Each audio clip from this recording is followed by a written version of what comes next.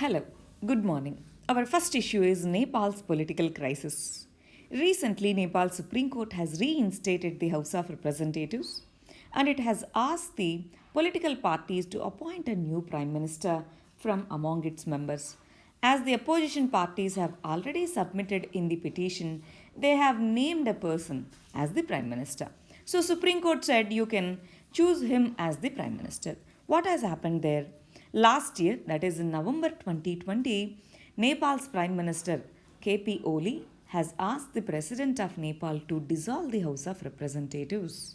Why? He said there's a political crisis, that's why we want to go for elections, that's why asked for dissolution. At the time, Supreme Court has reinstated. Again, recently, there's a no confidence motion against the government. The government lost, and then immediately the Prime Minister has asked to dissolve the House of Representatives again. In general, what happens when there is no confidence motion, when the government loses, other parties try to form the government. If they are unable to form it, then only dissolution happens. But without considering any of the options, Prime Minister has recommended for dissolution. President acts upon the recommendation of Council of Ministers headed by Prime Minister. That's why she has dissolved. In this context, Supreme Court has reinstated the House of Representatives and asked the parties to appoint a new Prime Minister. Why this is important to us? Instability in our neighborhood, especially Nepal, is our buffer country between India and China. So, any kind of instability in this region hurts us strategically. In this context, we need not interfere directly, but we can facilitate the political transition process. Next issue is inflation in the month of June 2021. Inflation CPI, that is Consumer Price Index inflation, has reached at the level of 6.2%. According to Monetary Policy Framework, inflation limits are decided between 4 plus or minus 2%. That means minimum 2%, maximum 6%. But now 6.2 means consecutive months we have more inflation rates. Why? Fuel prices are high, food prices have increased. That's why inflation levels are high. In this context, what RBI said is if fiscal policy measures to stabilize the inflation are inadequate, then RBI's choices to reduce the interest rates or to keep the reduced interest rate at that level would become difficult. Why? Reduction in interest rates is important for growth. But RBI's primary function is to maintain the price stability. If less interest rate is there, then price stability would be difficult. It has to increase, then it affects the growth. That's why fiscal policy measures are needed to stabilize the inflation now. Next issue is Zika virus infection in Kerala. Zika virus is mosquito-borne disease. 18 cases were reported in the state of Kerala.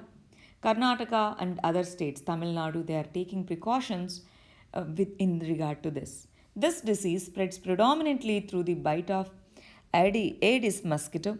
The same mosquito is responsible for chikungunya, spread of chikungunya, dengue, and yellow fever. This Zika virus can also be transmitted through sexual means. Incubation period of this particular virus is 3 to 14 days.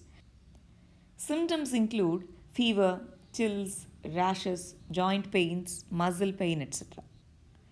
Microcephaly. Microcephaly is a condition that generally observed in the children that get infected due to this Zika virus. Through mother, children gets affected, especially pregnant women, can transmit the disease to fetus. So by birth, they born with small heads. That condition is called as microcephaly. There is no specific treatment. Vaccines are also not available for Zika virus disease. Next issue is lightning strikes. Recently, lightning in states like Uttar Pradesh, Rajasthan, in these states have led to death of 68 people. So lightning is the biggest natural disaster linked killer in India. There's a rise in lightning disasters partly due to global warming, increasing temperatures. Between 1960s and 2019, lightning has caused more number of deaths and climate crisis because there's increased moisture over land due to the warming. That is also leading to more lightning strikes. Next issue is Effectiveness of antibodies treatment. Recently, BMC, that is Mumbai urban government, said that effectiveness of antibody treatment is proven in many cases. Let's understand this. From mild to moderate symptom cases, antibody cocktail treatment is useful. Then, what is the meaning of antibody cocktail? This is also called as monoclonal antibody treatment. This means these antibodies are artificially created in the lab and they are introduced into the body to boost the body's immune system. They target this specific antigen, that is, specific protein. In general, these are not recommended for severe cases or for those on oxygen support. These are useful for mild and moderate cases. Next issue is wildfires in Canada and USA.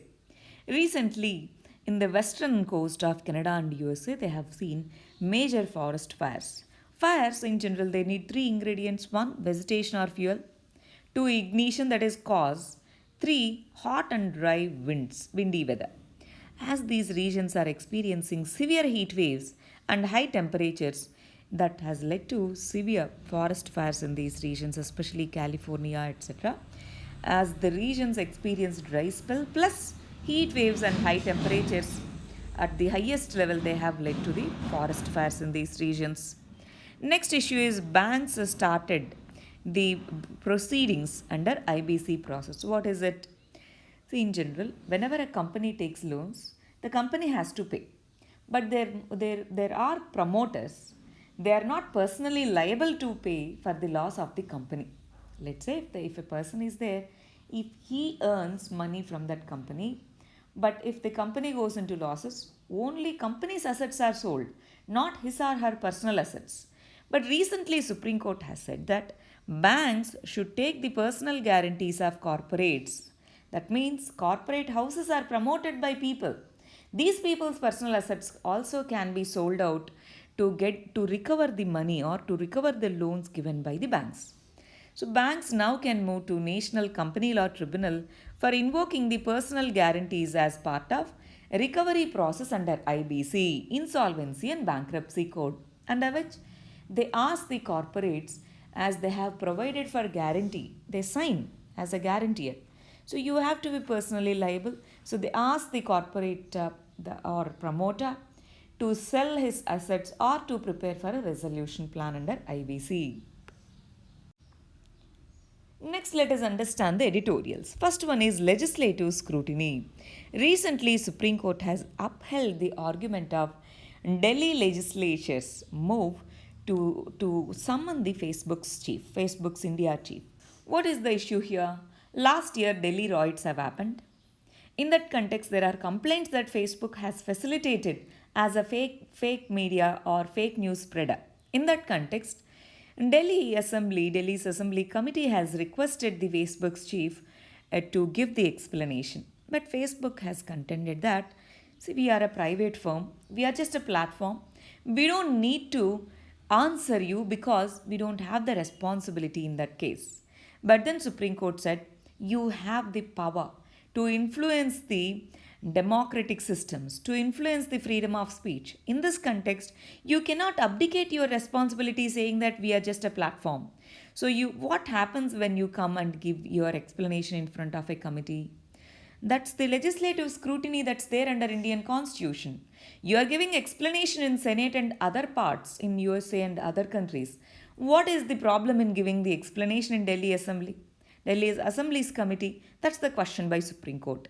This has raised a question that the legislative scrutiny is inquisitional and recommendatory. So this is needed for better governance, but it should not overreach its powers. That's what the Supreme Court said.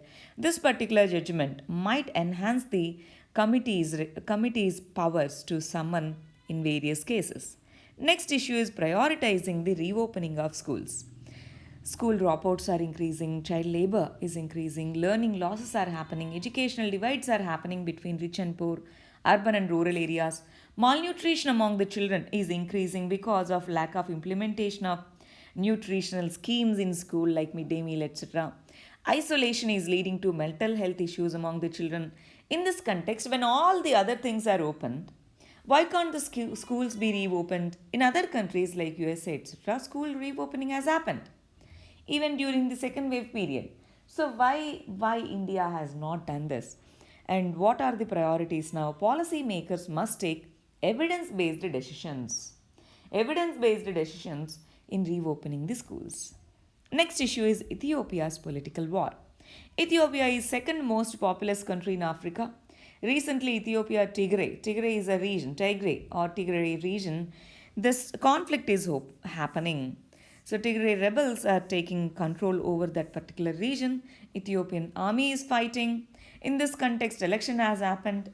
Abiy Ahmed has won the elections. He has won Nobel Prize last year for his efforts to resolve Ethiopia's border conflict with Eritrea.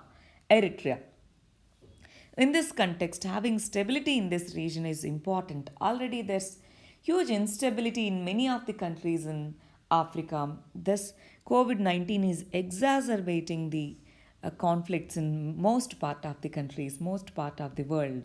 In this context, Ethiopia must maintain the political dialogue and political resolution must be the way forward. Next issue is book review on decline of USA's power. Now China's power is rising. In the last 30 years, slowly USA's power is declining. What might be the causes?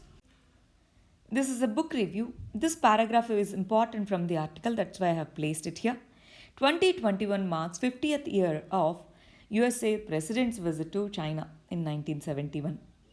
It also marks 30th anniversary of Cold War. Cold War ended in 1991. So after that, USA emerged as the unipolar and sole powerful country. But now if we look back, it's a philosophy shift from realistic pragmatism to liberal idealism has led to decline of its power.